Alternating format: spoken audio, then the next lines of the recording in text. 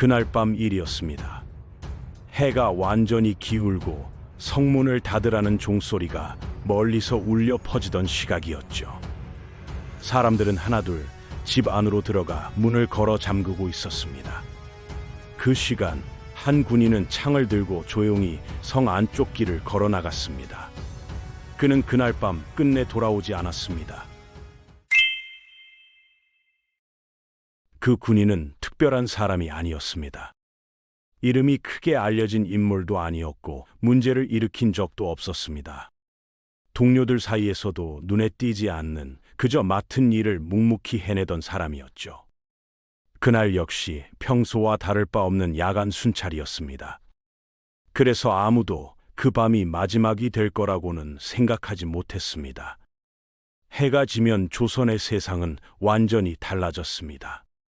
낮에는 사람의 시간이었지만 밤은 그렇지 않았습니다. 불빛은 적었고 길은 금세 형태를 잃었으며 조금만 벗어나도 어디가 어딘지 가늠하기 어려웠습니다. 그 군인은 그런 밤길을 이미 수없이 걸어본 사람이었습니다. 순찰은 늘 정해진 경로를 따랐습니다. 성 안쪽 골목을 돌고 창고 근처를 지나 다시 성문 쪽으로 돌아오는 단순한 동선이었죠. 동료 군인과 함께 출발했고 초반까지는 서로의 모습을 확인하며 움직였습니다. 문제는 중간 지점이었습니다. 골목이 갈라지는 지점에서 그는 잠시 혼자 움직이게 됩니다. 동료는 반대 방향을 확인하러 갔고 그는 곧 다시 만나자는 말을 남긴 채 어둠 속으로 들어갔습니다. 그 장면이 그를 마지막으로 본 순간이었습니다. 밤은 소리를 다르게 만들었습니다. 발소리는 벽에 부딪혀 방향을 바꾸고 바람은 누군가의 숨소리처럼 들렸습니다. 군인은 창을 고쳐쥐고 평소보다 발걸음을 늦췄습니다. 이상한 기척이 있었는지 아니면 단순한 긴장이었는지는 알 수 없습니다.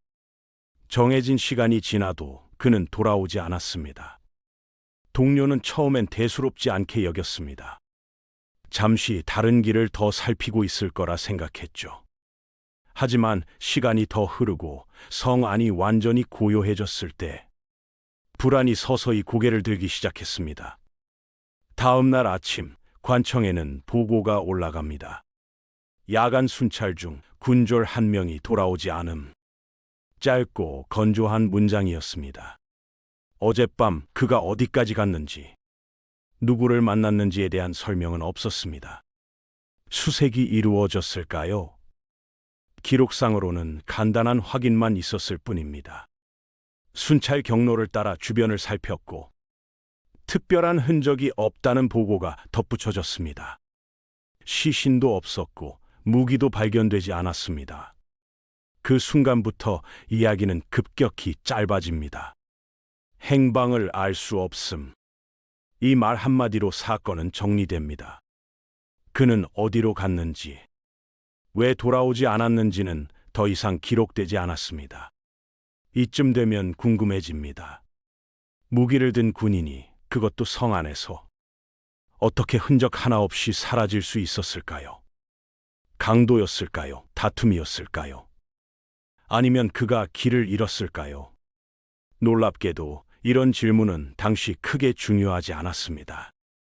밤에 벌어진 일이라는 사실이 모든 설명을 대신했기 때문입니다. 밤은 증명이 어려운 시간이었고 증명할 수 없는 일은 책임을 물을 수 없었습니다. 그래서 사람들은 묻지 않는 쪽을 택했습니다. 군인의 가족은 어땠을까요? 분명히 아들이고 남편이고 아버지였을지도 모릅니다.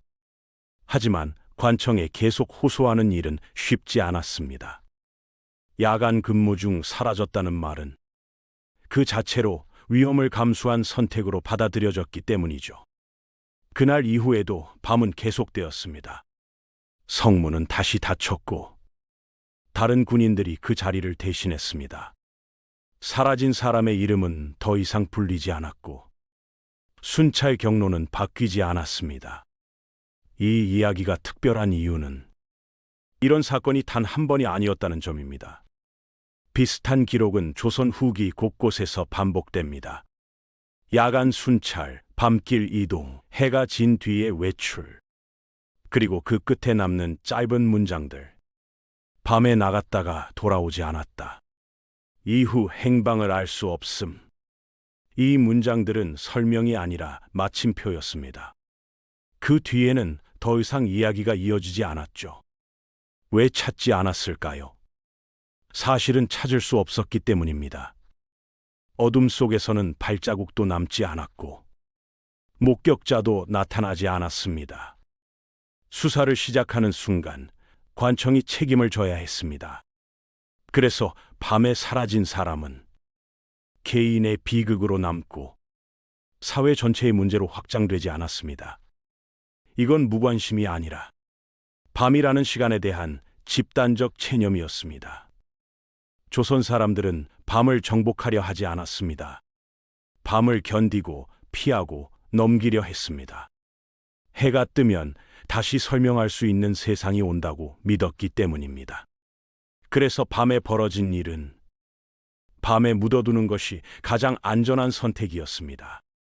그날 밤 사라진 군인은 아마도 누군가를 만났을 수도 있고 아무도 만나지 못했을 수도 있습니다.